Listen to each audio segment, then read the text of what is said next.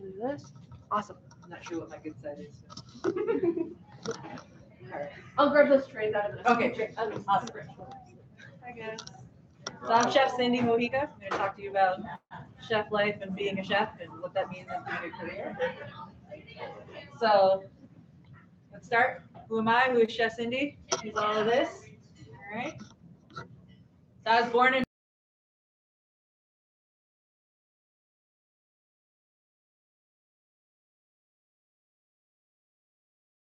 I actually studied art history and political science in college.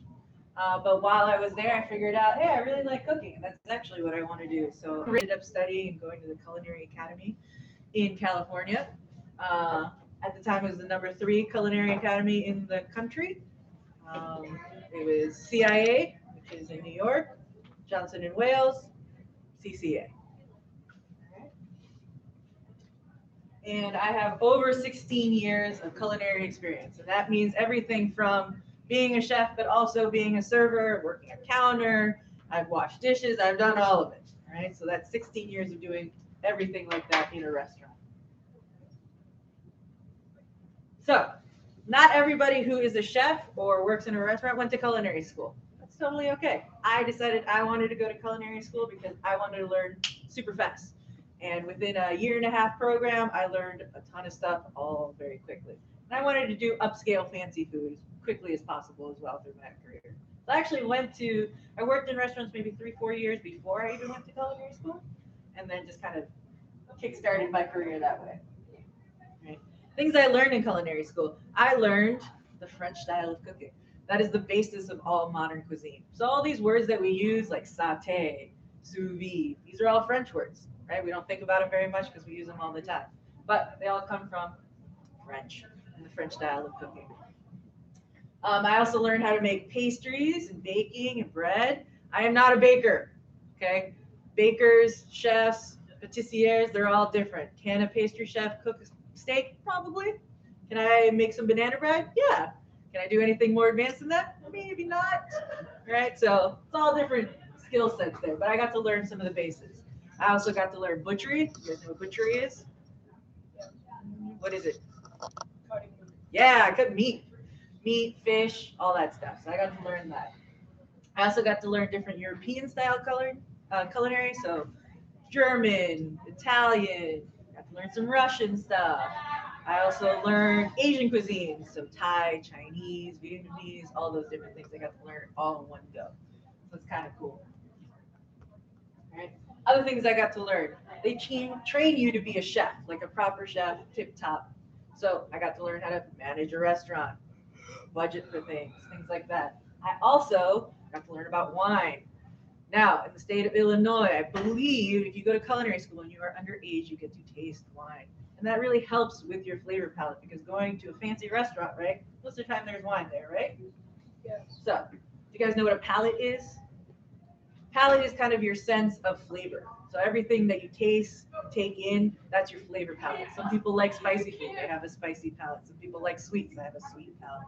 So they hear that a lot. So tasting wine, being able to combine that with food is really important when you become a chef. All right. I also learned about food sanitation, right? In the state of Illinois, if you work at any level, let's say you're a server, you work at the deli, you work at Jimmy John's, whatever you do, you have to have a food handler's card, which basically shows that you know basic sanitation. So washing your hands, how to clean up after yourself, that sort of thing. In culinary school, though, I got the highest level of sanitation, so I could manage a whole restaurant because I know how to clean up.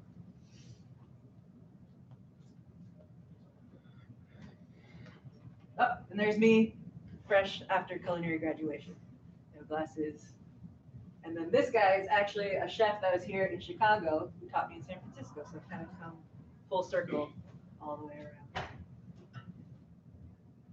All right, so let's talk about first jobs, especially like when you start out in a restaurant. Okay, you are going to be the lowest in the hierarchy. All right, you come out of culinary school and you think, I'm so great, I know everything, this is the best, everyone's going to listen to me. No, no one's going to listen to you. All right, great, you have those skills, but you're on the bottom totem pole. All right, you usually start out at a station called garde manger where you do salads, you make desserts, all that sort of thing. You work lots of nights and weekends. Think about when you go to eat, right? You usually go out to eat nights and weekends, right? So that means if you work in a restaurant, that's when you'll be working. You'll miss a lot of holidays, you'll miss a lot of parties, but that's kind of the way it goes in the industry, right? They're not really going to listen to you either about like, let's put this on the menu. Like, you don't know anything. Go back to your salads. It's fine, right? Now, after a few years, say about 5 years or so, you're going to have more responsibilities. You might get a better station. So you get to start working with fire, like saute or grill station, right? You're going to have, still going to be working a lot of nights and weekends. You might be able to get a Sunday here and off there, whatever. All right. And you will have more say in the menu process. So you can go to your chef and be like, hey, I really like this dish. I've thought about it. Can we put it on the menu? And they'll be like, yeah, that looks pretty good. I'm willing to listen to you, or let's make it better, or no, keep working on it. But at least they're willing more to listen to you on the creative side. Usually between the 5 and 10 year mark, you've usually made it up to sous chef. Does anybody know what a sous chef is? Yes. Yes, exactly. Sous chef literally means under the chef. All right. Sous chef is number 2. Executive chef, kind of above that. All right. Usually working less nights and weekends. You have a little bit more flexibility there. All right. But you are more in charge of, say, specifically sous chef. You're going to be in the kitchen day to day, making sure everybody's working their station properly. You're going to fill in where you need to. You're going to make sure all the produce is ordered and all that. If you're the executive chef, you're definitely going to be more of the face, the name of the restaurant, and maybe just have final say on the menu. So it's a slightly different jobs, but work in conjunction. There you go. The skills I use every day in the kitchen. I use math every single day, guys, right? If you hate math, I'm sorry. It's never going away. It's going to be in your life forever. My everyday kitchen, though, is like kitchen math. You know, lots of fractions, lots of measuring, grams, ounces, fluid ounces, all that stuff. I don't use geometry or algebra, so don't worry about that. Cooking is a science. Yes, other than a craft and a skill, I have to know some science. What's going to happen when I put that piece of meat in the pan? What's going to happen when I'm raising my dough and I put it in the oven? All these things are scientific bases. So I kind of use science every day as well. I also manage people in a team. I am an executive chef. So I have a whole team that I work with, I have to talk with, I have to make sure everybody's doing their job. Having these social skills is really important. Even though I am an executive chef, I also have another chef above me. So I have to collaborate with her quite a bit. So again, talking about through ideas, what we do, what's going to go on the menu. Problem solving is also a big one. I have done the same recipe 10 million times, and the 10 millionth and one time, it'll go terribly wrong. And then I have to figure out what I did wrong or what happened, right? For the most part, you can fix anything in cooking except burnt. Okay, burnt is the only thing that you can't bring back, and even then, you still might be able to sell it a little bit, you know? At the end of the day, I work in a room with fire and knives, so I have to stay cool, calm, and collected. Very important that, you know, I stay calm, even though there's literally fire and sharp objects. I definitely have not cut myself or burned myself in many a year, but it still will happen on occasion. So it's fun.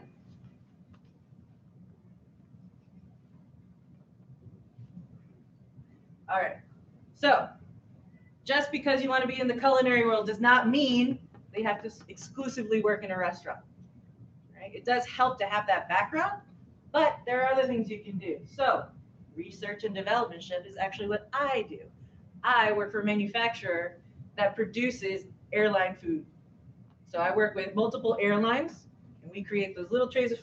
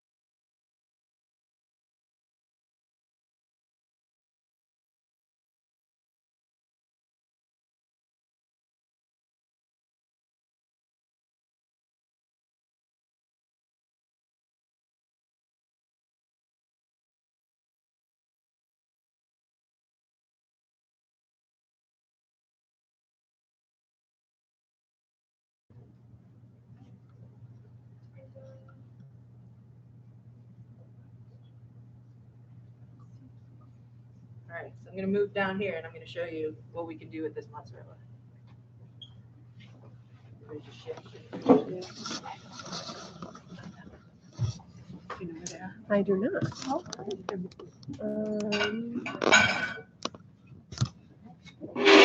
Mozzarella ball. Here we go. All right. That's on the plate. Little nice olive oil. This is balsamic glaze. This is just reduced balsamic vinegar. It's a little bit sweet, a little bit tart. Don't put it on your. Well, actually, you could put it on yours. That'd be delicious. Okay. A little bit of nice finishing salt. Right, you see this nice big shard. This is not for cooking. This is for living. Does that look like Salt Bae? No. That's all I got.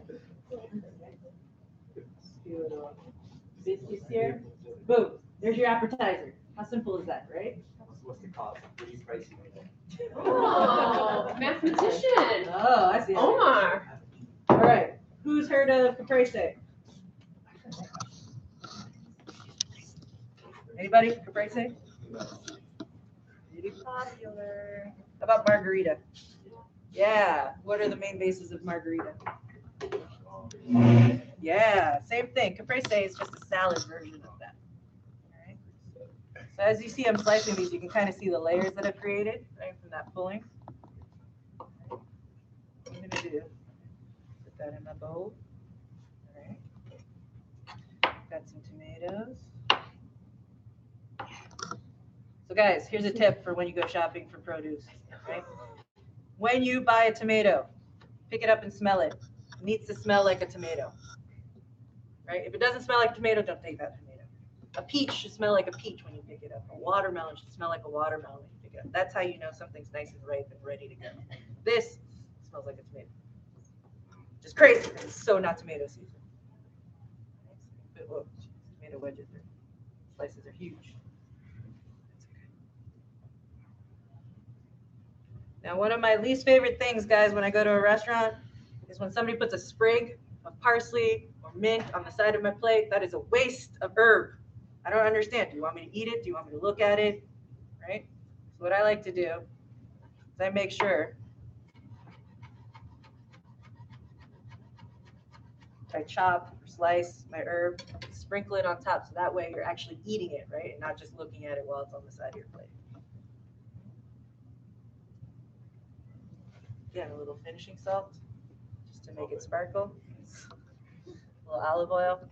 Caprese salad, done. Whoa. All right. Now I'm gonna go a little bit fancier on you. Okay.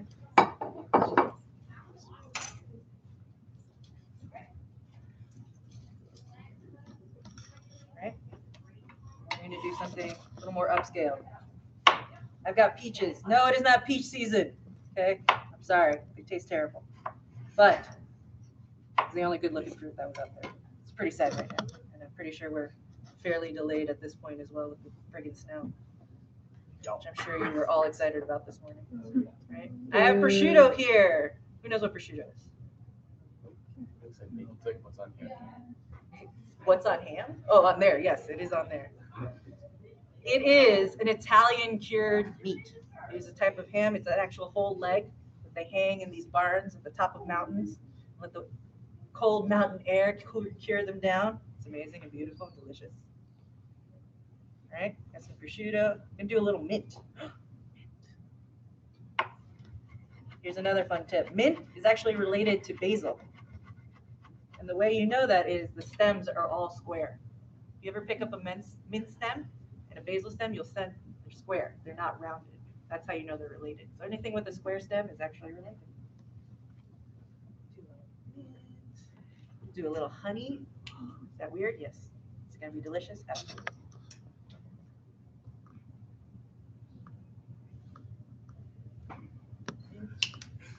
A little arugula for some color. It's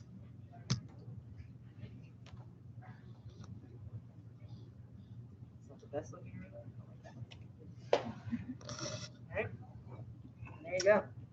So basically like 3 scales, right? Super basic, 3 ingredients, a little more upscale, right? The more you add, the little fancier it gets. All right. Same core ingredient, right? Same mozzarella all the way around, just how you dress it up. Okay, any questions? Have a snack. Basically what I just made, it's got pistachios and honey and mint and peaches and prosciutto, and I have forks right here. So think about it as you're eating. Textures, taste. Are you hitting salty? Are you hitting bitter? Are you hitting sweet? Is it soft? Is it crunchy? What do we say for Chef for coming in today? Thank you. Thank you. Thank you. Thank you for feeding you. You didn't even have to make it today. You just got to eat. You didn't even have to cook. Oh, sorry, ate it.